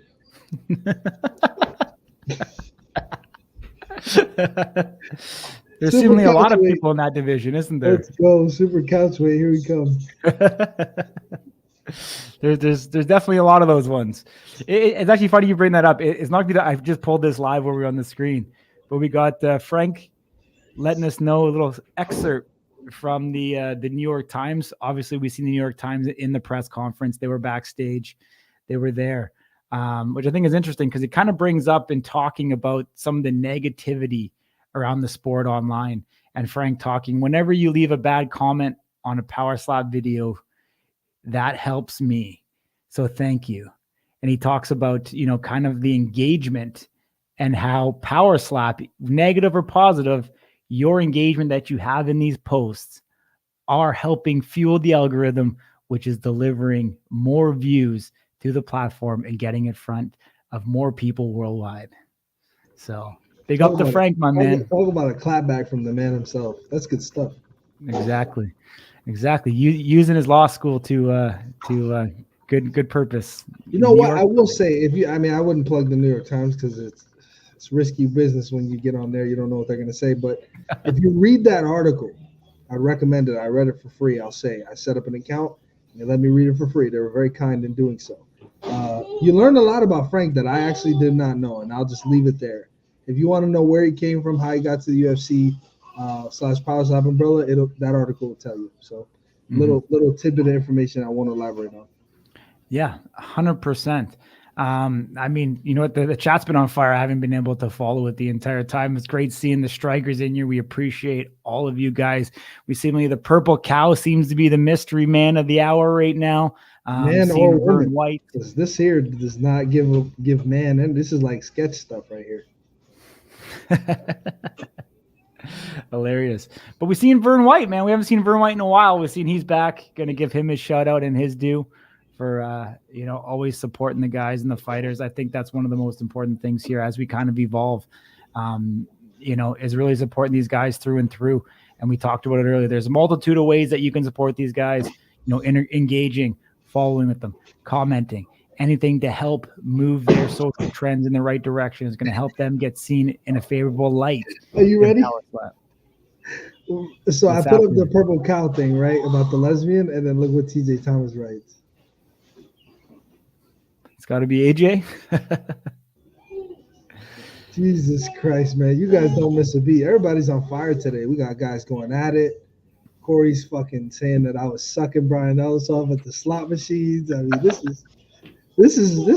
is rough, man. We didn't talk about this before we did the show, bro. that wasn't in the script. That was not. No, that was not in the script, dude. You're doing it. You're like going off script. You're pulling a Joe Biden here. Joe Biden. I don't know. This is rough. Does Joe Biden even have a heartbeat anymore, man? Like, dude, he's looking pretty rough. I don't even know what's real anymore. No, we're not gonna do it, bro. This ain't that. I don't even know what's real anymore. Twitter is a magnificent beast. All I just say, go follow 10 accounts, and Twitter will curate you one of the most beautiful pieces of poetry you've ever seen. That's all I'll say. Oh, look, this person knows. See, it's not just me, bro. Yeah. Brian and his mom be winning slots. You gotta learn them secrets. You're absolutely right. Absolutely right. I don't even know if Brian Ellis is a fan of our show. I haven't heard Brian Ellis Jesse. tune in a while. He's probably going to miss this whole segment. So you were Brian at show. You were there too. Bordeaux? Mr. Rhodes. Oh, you yeah, were there too, bro. Don't even Yeah. start that shit. And I didn't sit at one slot machine that when we were there. Don't even do it, bro. Yeah. I believe, wasn't Jesse Netting there as well? Who was right in the comments before? Or was it Jesse? Yeah. He's saying what's up. Or no, was it Jesse or was it Dwayne? It was Dwayne. Oh, with us. Yeah. Dwayne. Yeah. I thought you were talking about the comments. I'm like, yeah, Jesse was just in here. No. It was Dwayne that was there at Circa. What do you think of this? Even given what just happened, because Russell's coming off a win. So do you pair Russell with a guy that's coming off a loss now? Not to mention, are we still convinced that Turbin wants to compete at 205 again? Yeah. From what we've heard, and we can't verify it, but apparently Russell Rivera was offered to fight a power slap, number 8. Reportedly, he denied that fight. Apparently, it was fighting backwards in the rank. We can't confirm that. I've heard that rumor circulating, throughout the fighters during the entire week. So we don't know where that lies as it relates to that. I mean, I think it'd be a great match. To me, honestly, I would be a massive fan of that. I think it's a great, matchup should Austin be able to make that weight and go up against Russell, who is no slouch, who we've seen time and time again. So, I'm a fan of it. I don't know about you. Why is Russell not a heavyweight? But why? He make 205. He shows up on weight every time. He does. Yeah, he does. It's a good point, but I'm just worried about Turbin. I want that. If that fight's gonna happen, I think they do it heavy. Yeah, I don't know. Russell's not that. He walks around very similar frame to me. Like to be honest, okay, he's not. Do not compare yourself to Russell Rivera. Relax, Calvin. Dude, we're pretty much the same. We're pretty much same height and same weight, dude. Yeah, but that's it. That's as far as it goes, bro. Pretty much same height, same weight, both gym rats. You think just because I sit behind a camera that I've got no muscle or no athletic ability? That dude is a droid. Is that where we're going here? Bro, that dude is a chiseled fucking Hawaiian. Don't even do it. You're Canadian, first things first. Second of all, no. Oh, buddy. You need more tattoos first. You need some fucking. I need more tattoos? Yeah, you need that I don't have. I still have virgin skin. I know we didn't talk about it earlier, but Abu Dhabi came up again. We heard in the post-fight press conference that they're going to be there before the end of the year. We still don't know for sure Power Slap 9 or if it'll be Power Slap number 10. The date, seemingly October 26th, is the UFC event. Would make absolute sense. Dana, the PR crew, all their staff, security, everybody already over there to do it. Entwine something as part of that event, whether it's the day before, whether it's earlier in the day. We heard Dana talk about the Japanese production, the MMA organization that puts slap fights on before their event. So who knows how that rendition will unfold. But, he's obviously being aware of the different formats that take place. But I think from everything that we've seen, Power Slap has enough, clout to be able to stand on its own day, to have its own ticketed event, to be in a stadium, and seemingly these guys want it. And so I think we can see an electric crowd, even though Power Slap number 8 with 3,000 plus fans in attendance at Fontainebleau was electric. This could ultimately be another step up, I personally believe, over there in Abu Dhabi, because it is kind of becoming the fight capital of the world, as much as we don't want to admit it, but they're definitely influx of money that's going into that part of the world to really make them stand up and rival Vegas for sure. Yeah, I agree with you, man. Like I said, they've invested over time in Abu Dhabi in combat sports of all kinds, and Power Slap's just joined in their portfolio. They've had a long-standing relationship, so I'm interested to see what this will do for all of it. 100%. There he is. Who's that? AD the Truth. AD the Truth. What's up, my man? What's up? Our amateur slap fighting guy. Yeah.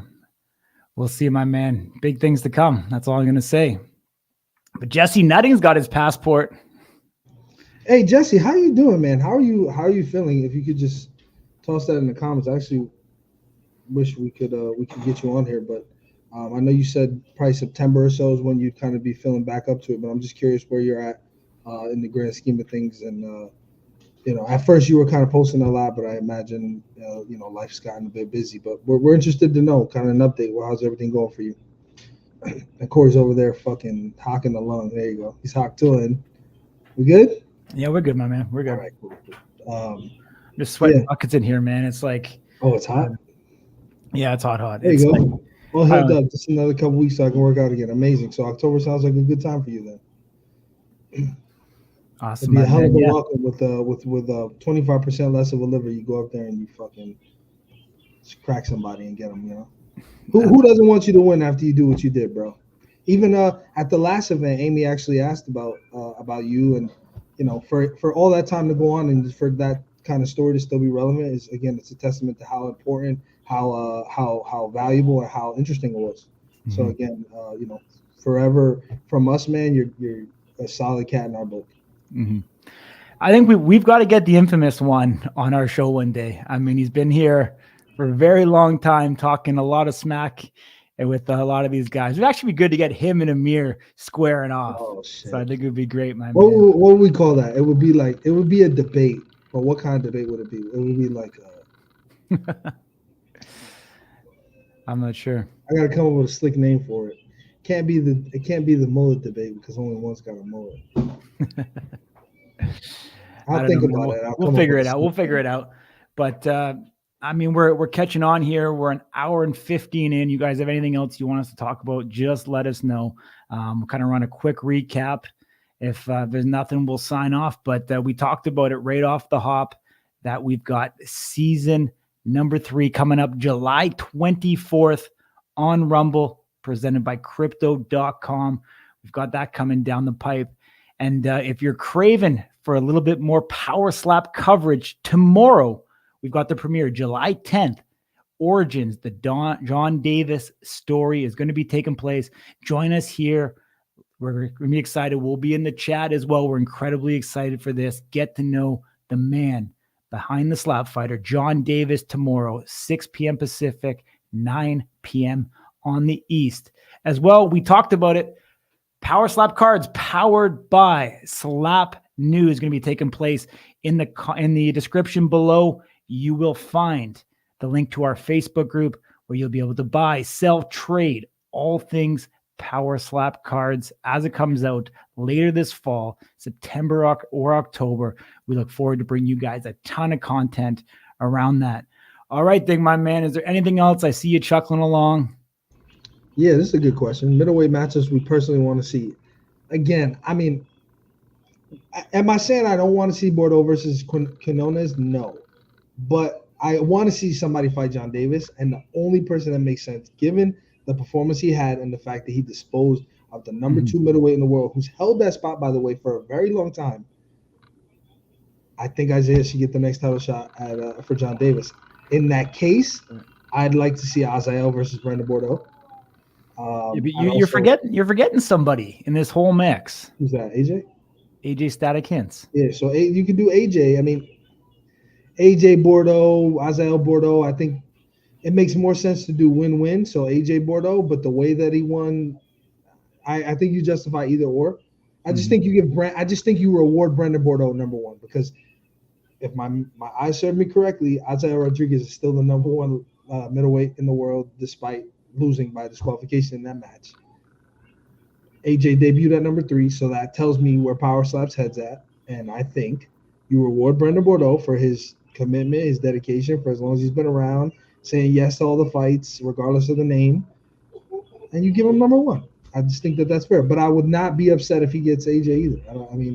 I think you could justify both.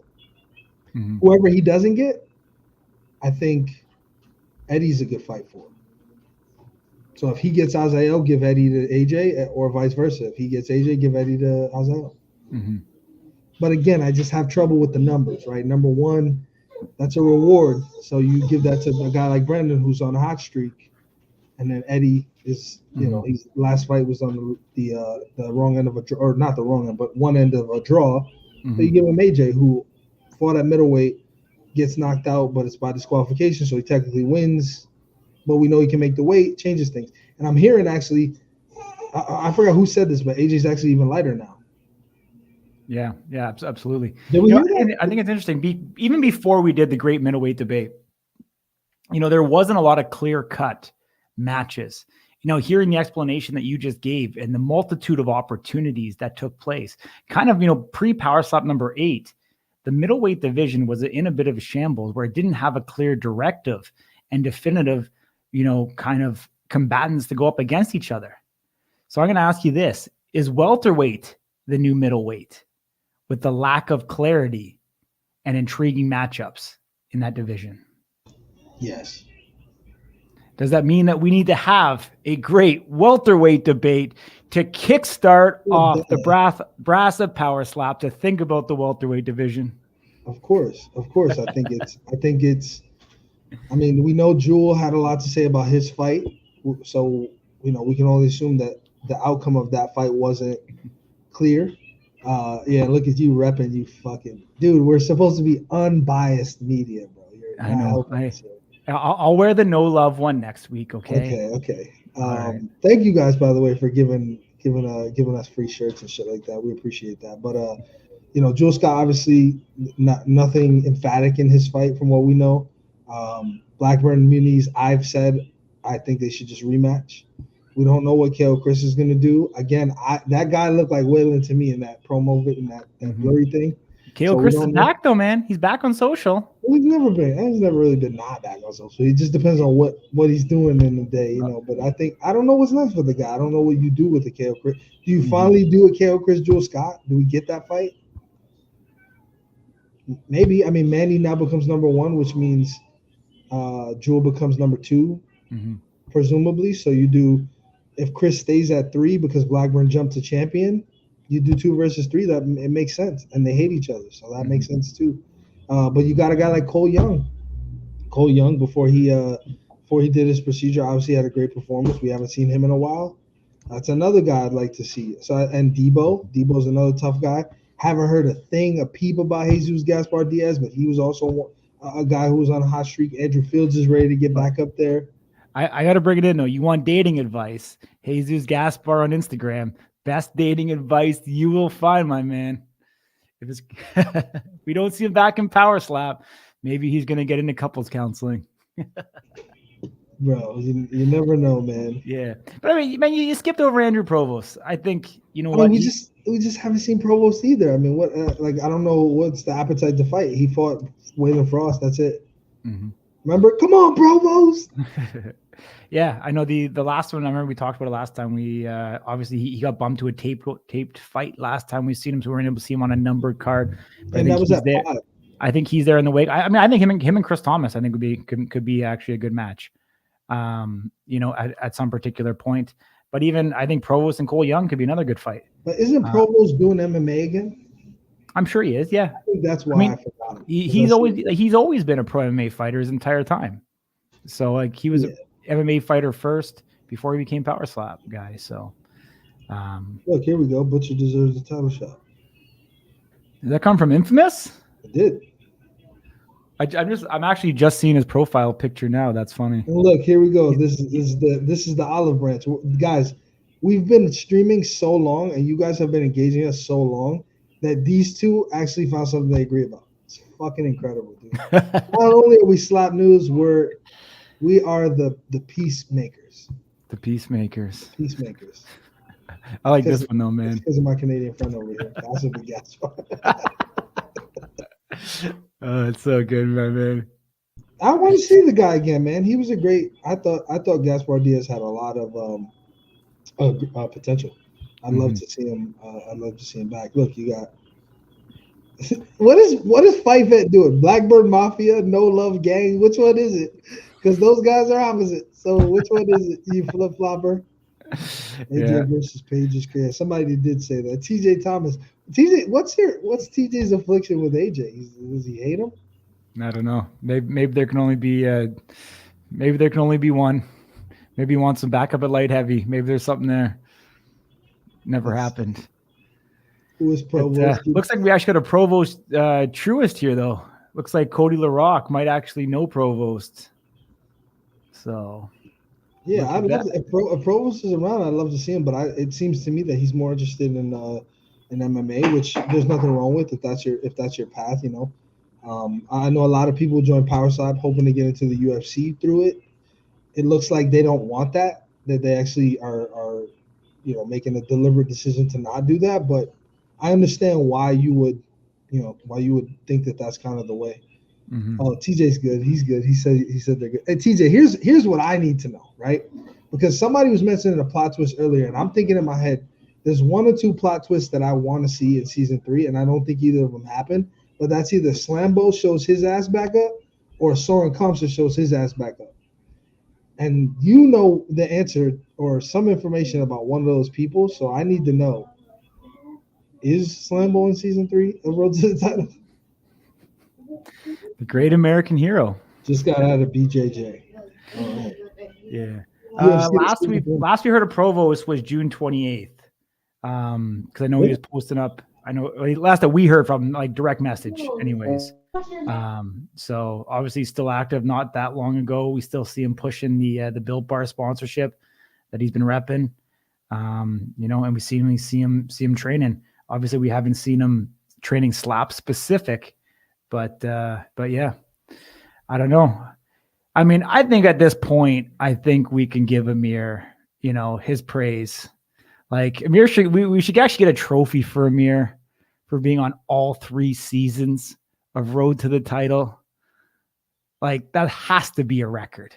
Like this guy should be going to the Guinness Book of World Records for being able to attend 3 Road to the Title.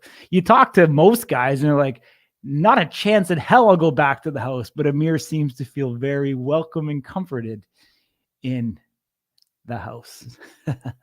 So give it Amir props. All right. I didn't see him in no promos.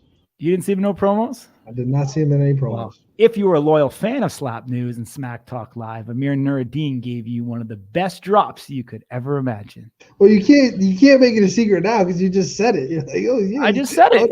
You can go back and search the archives. You will not find it. You had to watch it live. You had to be here. Oh, disappeared. It's one of the magic tricks that we have here on Slap News. Hey, we got Vince. Though Amir is a boss. There you go. Yeah, we know Vince is on season 3. See, now they're all coming out of the woodworks. So. And TJ confirms that Slambo is still under contract. Okay. He didn't get cut, despite what our friend Sean Kilmartin is saying. Nice. I don't know who Hambo is or why that nickname's there, but that's good. Nice.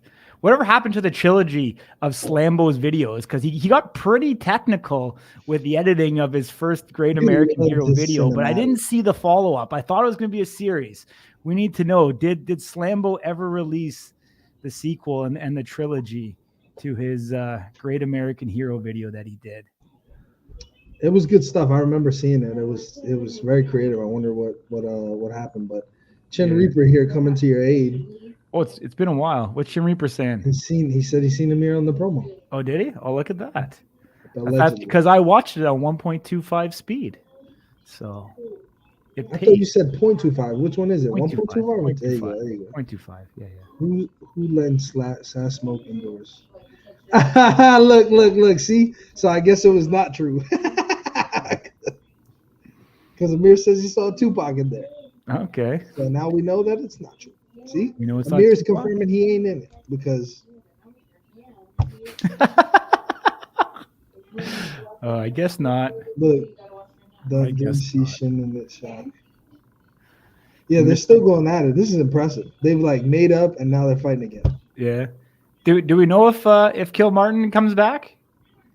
Do we know if Kilmartin comes back? Oh, I don't know if he's on season 3 or not. I don't know, but that was the one thing I wanted to say that we kind of sped past because we were bantering. But the guys who fight in the house, a lot of them still get put on the contract if they win the qualifier to get in the house, but then they lose their second fight. A lot of them just kind of fall off planet Earth. Like here, I'll go through some strikers right now. Like you just never see. Mm-hmm. Where the fuck is Alex Asbury? That's a great question. Let me interject. Who did it better? Amir Nuruddin with that profile front double bicep flex, or Sean Kilmartin? Who did it better, Ding? I'm putting you on the spot. Ooh, that's tough. Hold on.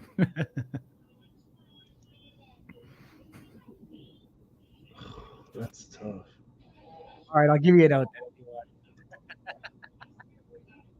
Yeah, that's tough. I'm gonna, the image. One of the resolutions is way better than the other, so that's not fair. Unfortunately, I can't pick. Can we? I tried though. Okay. Let's see. They need to update that picture of Babyface on the website. It looks like he still looks like Jesus. Yeah, I'll let you get back to it. All right, keep going. Let me see. So we have. Let's look at some of these names. Rican Rambo, we haven't seen in a while. I know he jumps in here quite a bit. Brian Dozier, we haven't seen in a while. Debo, we haven't seen in a while. Cody Cox, we haven't seen in a while. Slapdog, we haven't seen in a while. Andrew Fields, we haven't seen in a while. Jesus, we haven't seen in a while. Darren Godfrey is in there. Slapdog. We've seen Slapdog in the comments with Danny Van Heerden about 30 messages. No, but I'm talking about fighting.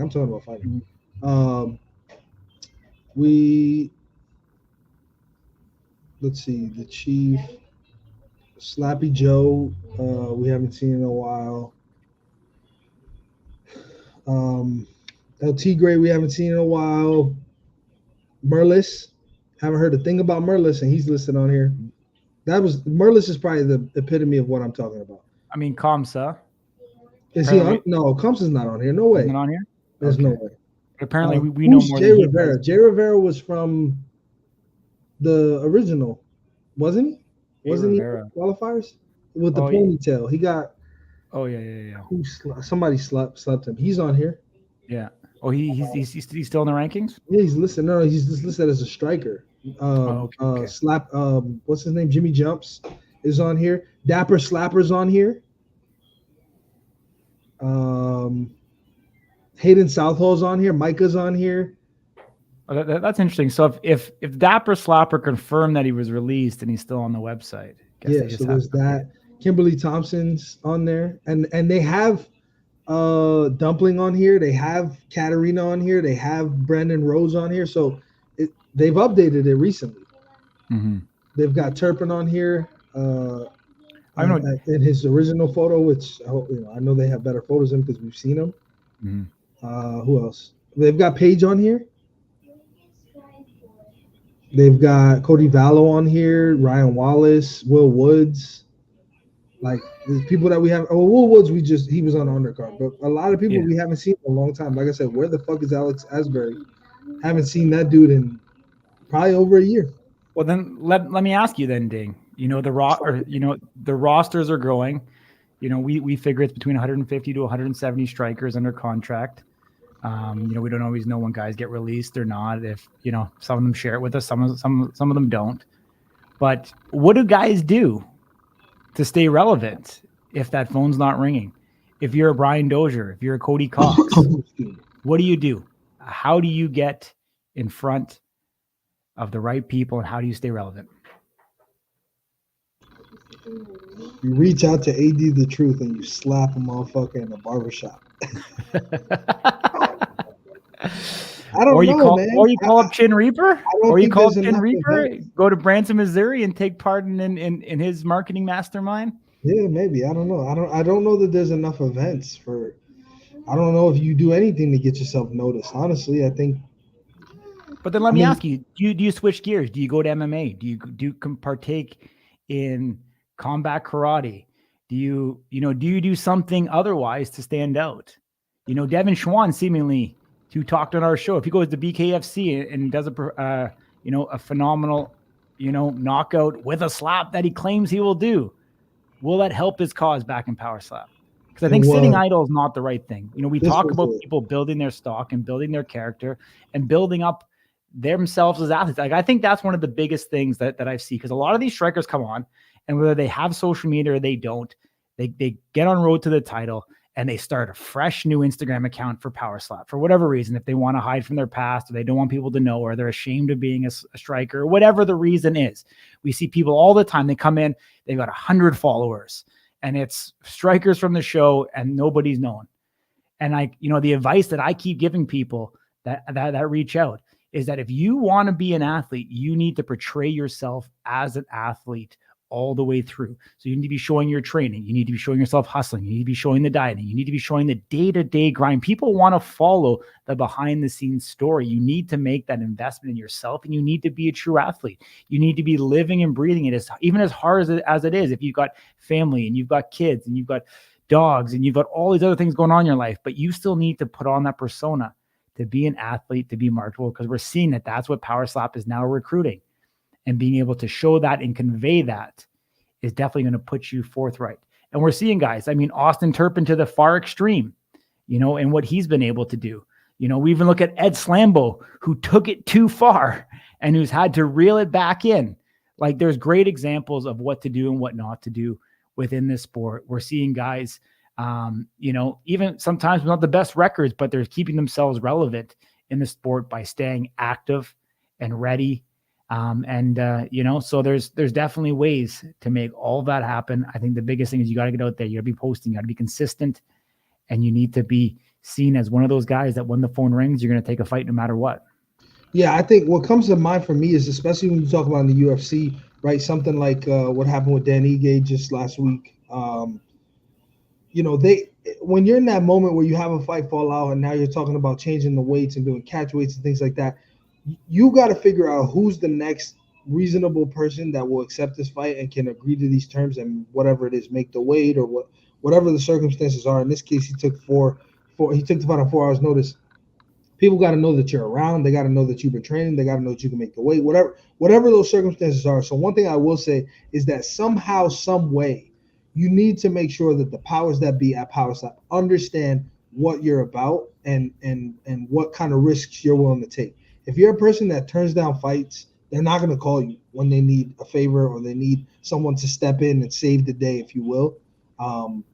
You have to be able to articulate to them that you're willing to do what the promotion needs you to do at a moment's notice and take risks and sacrifice some things to get up there and show, kind of what you got. Like a guy like Anthony Blackburn, when all things considered, he took the fight on, I think, 20-something days notice against Kale Chris. The guy's sitting here 2 days, the welterweight champion of the world, because he answered that call and took a fight on short notice. Now I get it; it's slap. You don't have to do the training camp. You're doing MMA. You don't have to prepare for anything other than just to get hit and then hit.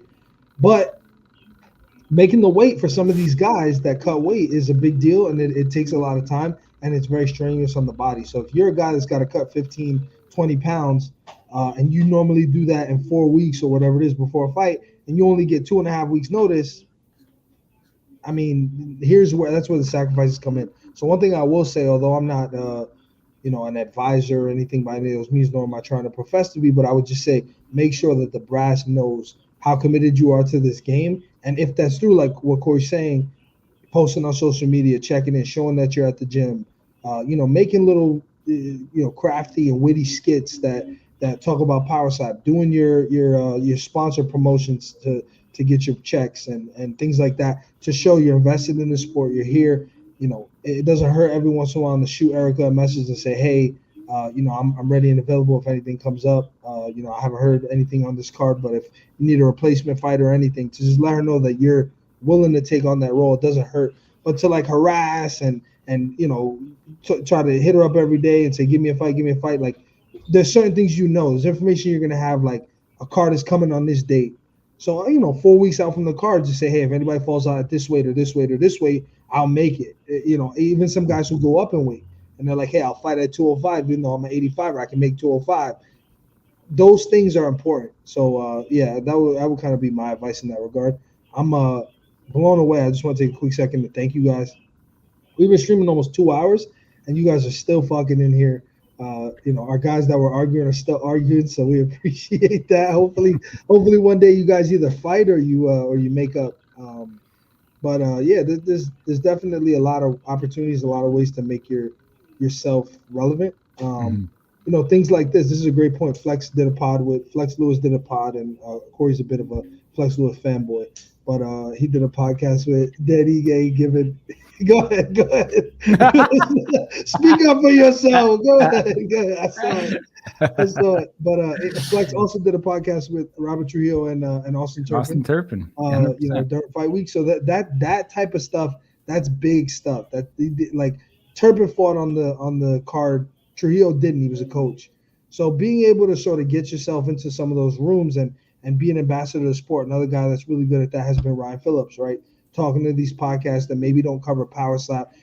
One that I can think of namely is the MMA holes. They don't care about Power Slap at all. But if Ryan Phillips is fighting, they do a watch along. They'll sit there the whole time and they'll support him. And they'll end up watching the whole card. Like, that stuff is important to really be an ambassador for your sport and get it to people who may not watch it every day. MMA Junkie or Fighting. I think actually it was MMA Fighting. They did an interview with Paige Van Zandt after her fight. And they said, I'm not a big fan of Power Slap, but if you're fighting, I'll watch. That stuff is all eventually, some of these people are going to watch and unwittingly they'll become fans and they didn't even know. They're like, oh, this is not so bad. There's rules. They're strict on it. And for whatever reason, if it's electric, they fall in love with it. My personal opinion, I think BKFC is practically the same thing. If you want to talk about viciousness, it's just people throwing caution to the wind. Again, it's not like, Canelo fighting Jaime Munguia or Ryan Garcia fighting Devin Haney where they're really trying to pick their spots. It's just people trying to hurt each other, bloody each other up, and whoever's got the bigger dog in them wins. And I think in the severity of violence, I think it's practically the same thing as watching people get slapped with either two things happening. One, you either don't get hurt or you get knocked out. Those are it's like that's kind of what it is. So sometimes people will surprise themselves. So doing media and building relationships with these companies that don't necessarily cover your sport is important. I've been talking a while, so Corey, I'll turn it over back to you. Yeah, I mean, you know what you touched on. I mean, we're sitting here going up an hour and 45 minutes now. I think it just talks about all the excitement and the things that we've got going on post-event. Often in the past, right after the Power Slap event, a week later, it drops. It goes to kind of a lull where we're not getting anything coming, but seeing the hype that is continuing to rise and the follow and the interest that people have invested into the fighters with guys like Dumpling and a girl like Paige Van Zandt coming into Power Slap, creating that continual buzz and that flow afterwards, leading into season 3, which I think is phenomenal. I think it's a rising tide effect. And everybody is going to reap the benefit that wants to go along with it. And we're seeing that going into this season. We talked about it on a previous show that season 2 of Road to the Title is currently outdoing the viewership of Tough. And I think we're going to get the exact same thing again from season 3. Historically, I would say TV viewing numbers are probably down in July and August. This is probably one of the hardest times to be able to launch a series and continue to get numbers, because there's so much more competition. There's holidays, there's vacations, there's baseball games, there's kids soccer practice, there's, 4th of July weekend. I'm sure you guys have a long weekend in August as well. Like, there's so many things that you're going to compete with in the summer months. But Power Slap is going to go launch season 3, and it seems like they're going to set record numbers coming in for this particular season. They're going bigger, they're going badder, they're going bolder. We're seeing more fights in the house every single week. And I think it's phenomenal to see what is happening here and what is taking place. We are kind of seeing, there is kind of that divide happening, as we kind of talked about. There's the guys that are staying relevant, that are taking this seriously, that are doing it every single day. And there's guys that we haven't seen for a very, very long time or heard from. And, being able to marry both those together and find these guys that want to stay relevant, stay part. I mean, there's even some guys, I know Brandon Rhodes was one of them. It slips my mind who else was on the IG Live. But I mean, you got 4 strikers on an IG Live talking about season 3 before the show is even aired. They're taking the initiative to put themselves out there. They're taking the initiative to cross-pollinate between their networks, to be able to grow their networks and get themselves out there, show their personality. So I think it's great to see. We're seeing these athletes come in, take it much more seriously than some of them did in the early on. Maybe they were just doing it for a paycheck. Now they're doing it and wanting it to become, a lifestyle and so on. And I mean, even Power Slap number 8, how many kids did we see there in the audience? Like, there's going to be a time where kids are going to grow up. And even you talk about Dan Ige, letting his son slap him over on our Instagram. If you haven't seen it, go check that out. It's funny how the world works. I ask him a question post-fight night, kind of brushes me off like, what do you mean you're fucking asking me a Power Slap question? And then seemingly Power Slap 8 comes after his fight, and he's taking a slap from his son. And, it doesn't mean that it changes his trajectory, but it just shows you the power and the virality and what those youngins now are seeing and what they think are cool to go up there and do. And so as this thing evolves, we start talking 5, 10 years down the road, we're going to start getting, athletes coming in training for this and making it that, the thing that they want to actually do. So I think it's kind of cool to see how that's going to evolve, how that's going to grow. The sport's going to grow. Every time I leave Vegas after a Power Slap event, getting on the.